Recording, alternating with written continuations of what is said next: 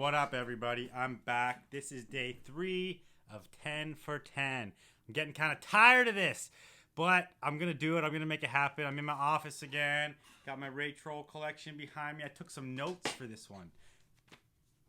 Okay, so I did an Instagram thing last night saying, like, what should I make videos on? Lots of good suggestions, but the one that had me laughing the most was, talk about your pet peeves in the vintage biz. So I'm going to talk about my pet peeves in the vintage game right now. But before I do that, like I said, I talked about this last night. These are my Ray Troll shirts.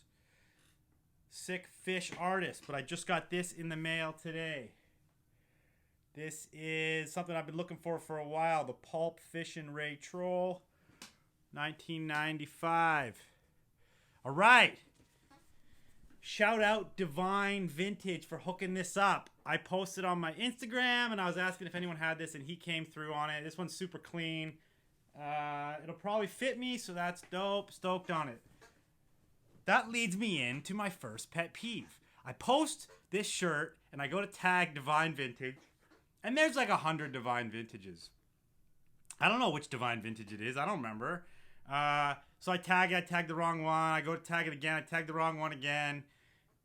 Goddamn Divine Vintage. I don't know. Sorry, man. I tagged you wrong. But come on, people. Make better Instagram names. Thrift God. Thrift Lord. Thrift Bin Dude. Friggin' Thrift Come Up. Divine Vintage. Divine VTG. LA Vintage God Thrift. Okay. You gotta think of better names. You gotta be more unique. And leads me into my second pet peeve.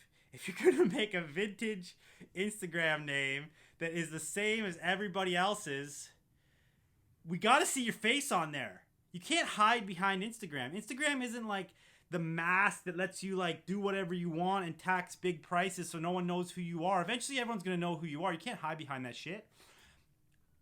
What's the whole point of marketing your vintage bids if nobody knows who you are? I guess people want to hide. They want to go to the thrift, and they don't want anyone to know that, like, not to call you out, Divine Vintage. Sorry. I mean, you're a good dude. You sent me this shirt. I'm just using you as an example on this. But, like, you know, if you're at the thrift and someone sees you and goes like, oh, that guy's like Thrift King 101, I'm going to go like I'm going to go like get the shit before he does. It's like, it ain't going to affect your life. It's not going to affect your life if people know who you are. I mean, the one thing I could see is that, like, if someone knows who you are and they know you're taxing crazy prices and you're trying to cop off them for the low, then yeah, so I can see why you want to remain anonymous for that fact. But that fact is another fucking pet peeve. If you're going to charge crazy prices and you're going to try to sell it on the if you're going to charge crazy high prices and then you're going to come in buying on the super low and try to grind people and tell them they're crazy for trying to sell it at something at that price, even though it's like so below wholesale and you're trying to charge stupid money for it, that shit's disrespectful. That shit is like bad business. It's not conducive to longevity in this business. You know, if you're selling a tee for $600 and you're trying to come in and pay someone like $30 for it, that shit is whack. If you know you're gonna get $600 for it, come up and pay some real money for this tee. I get it. If you go to the thrift store and you find a $1.99 tee that's worth $600, that's rad. You're not gonna go and pay the thrift store more money. That's their price. But if someone has a $200 price tag on a tee that you're gonna get $400 and you're trying to grind them down to $100, it's like, dude, come on, pay up. Don't be cheap. People, don't be cheap. Okay, that is hella annoying. Hella annoying. There's some people out there that do this. You know who you are. I'm just ranting on this one. I'm just calling people out. Not by your name, but you know who you are. Okay. So yeah, don't hide behind your Instagram. That shit's whack. Personal branding is super important.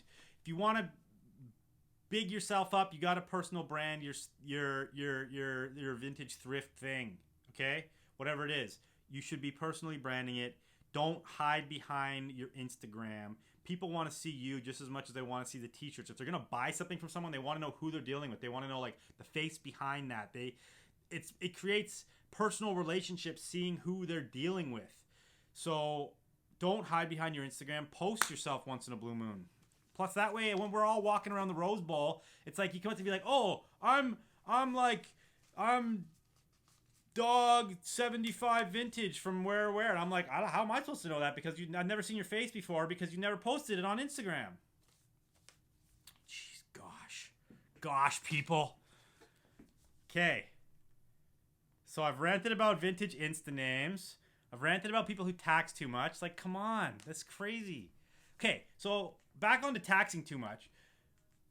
Taxing too much is okay if that's your market. If that's your market and you're like, I only sell to like Kanye, whatever. I only sell to Kanye and fucking, I don't know, who else? Lady Gaga, sure. Okay, you can tax. Like, you can have $1,000 t-shirts. So that's your game, $500 to $1,000 t-shirts. But if you're out there at the flea, at some crappy flea, selling like $10, $20, $30 tees, and then you're like, but like these couple grails are like beyond retail, like dumb money. It doesn't make sense. You got to stay in your lane. You got to like either be on like the dumb money side or like the low like Depop side. I mean, we fall victim to this shit too, because we do it like at the Rose Bowl. Sure, we have high prices, we have low prices, but even our high prices are still wholesale compared to like the high. So like all I'm saying is like, pick your lane. You want to be like the dealer to the stars, or do you want to be the dealer to like the dealer? You can't. It's hard to be both. Okay, this is another friggin' thing that pisses me off about people in vintage biz. Okay, like you go walk around the Rose Bowl and you see the same booths out there time after time. Obviously, people have permanent booths. They're there all the time. And then you go by and like 6 months down the road, you're like, I saw that jacket 6 months ago. The same shit's up on the wall. And then you're like, how much is that? And he's like, it's $600.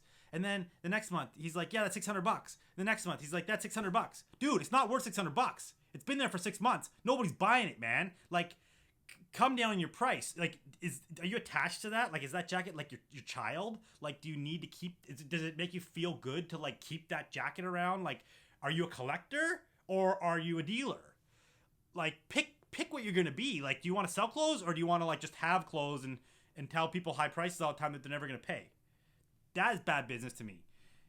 Pick what you want to do. Do you want to be a dealer or a collector? You can collect stuff and you can sell stuff, but don't put your collection out for dumb prices just for show, and then don't sell it because the prices is too dumb. Like, come on.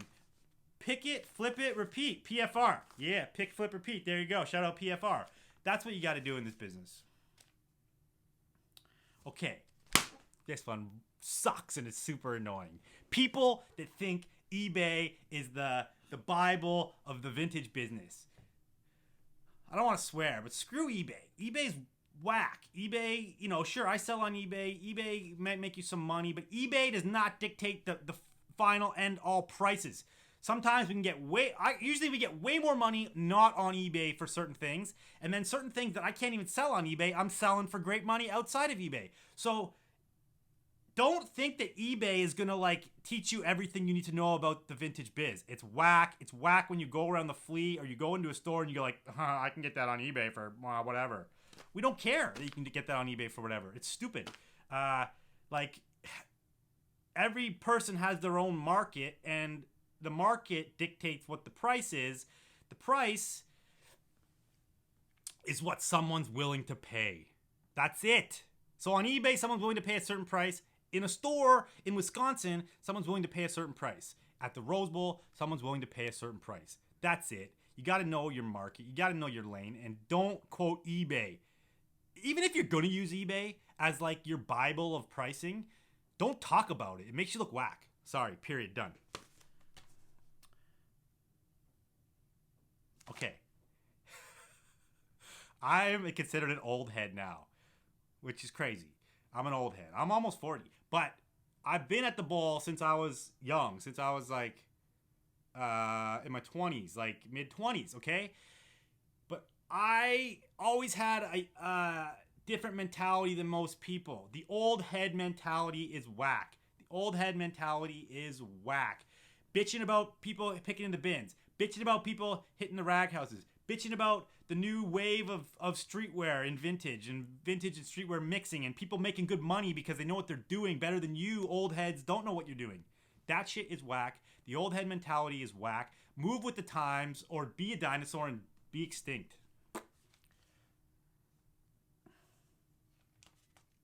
Okay. This is probably everybody's worst pet peeve in the vintage biz. People that just like the graphic. People that buy rock tees just for the graphic and they don't know what it is at all. I seen on Instagram a Blind Melon shirt and someone was like, is that Blind Skateboards? No, it's not. It's Blind Melon. Come on. You probably were born after it came out, but hey. My phone was low battery, but it's still recording. Okay. Personally, I don't give a fuck. You want to buy a shirt for the graphic? Buy a shirt for the graphic. If people weren't buying shirts for the graphics, then we'd all be out of business because not everyone loves these bands we're trying to sell on t-shirts. So I don't even care. That kind of is old head mentality right there. But I could see how it would be most people's pet peeve. Okay, Sarah just called me. People keep calling me, interrupting these videos. Whatever. Okay, I got a couple more written down. See what I got. Okay. People who think they are the shit because they have good vintage. Okay? I'm going to say something here. That annoys me. Just because you have some material piece of clothing that's cool or worth a lot of money or like the hype piece of the time does not make you special, does not make you a special picker, does not make you better than the next guy. Vintage, hype vintage and good vintage and big pieces as we call it is the easiest thing to sell. It actually makes it, like if you're only selling like big pieces and high-end vintage and like hype vintage, you're actually not even as good of a businessman. You're actually you're picking the bottom fruit that's like the easiest to pick and it's the easiest to sell. So really, you're doing way less work because that shit sells itself. So like I just don't have that much respect for people who only sell that. It's like, I respect someone who can go out and find the crap and sell that. Like that's way harder. Like if you can go out and find the crap and sell it and make that cool to people, that is what's up. Not being able to sell like fucking Nirvana heart-shaped box tee. Anybody can sell that tee. If you find that, anybody can sell it. And if you find a score on eBay for heart-shaped box tee, great. Go buy it and go sell it. That's simple business. But if you can like go friggin' find Bazinga t-shirts at the thrift and make those cool and sell those, yo, you're a real G. That's some epic shit because that stuff is whack. That's why we built Frankie. That's why we do reworks, is we take stuff that isn't that cool and we make it super cool and we sell it. Selling hype stuff, selling big vintage pieces, popular vintage is super easy. There's nothing to it. But I do respect the hustle. So that's another thing that pisses me off. People who think picking is luck. There is no luck in picking. There is hustle in picking.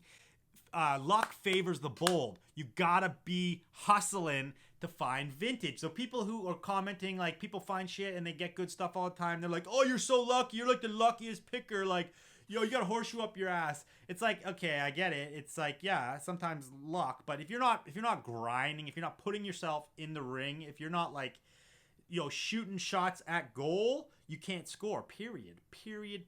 So like those guys who are getting all the goods, who are really out there hustling, are just what I said. They're fucking hustling. And the guys who are bitter because they go to like one shitty thrift store a day and not find anything, and they think they just have bad luck and the world's coming down on them, like that's ridiculous. Huge pet peeve. Luck favors the bold. That's it. Ranting done. There's probably lots more. I didn't even think about this very long. But I want to hear your rants, your biggest pet peeves in the vintage biz in the comments. Please put them in the comments. Let's talk smack. Let's talk shit on people here. Let's do it. Go for it. Go. Follow me on Instagram. Follow the channel.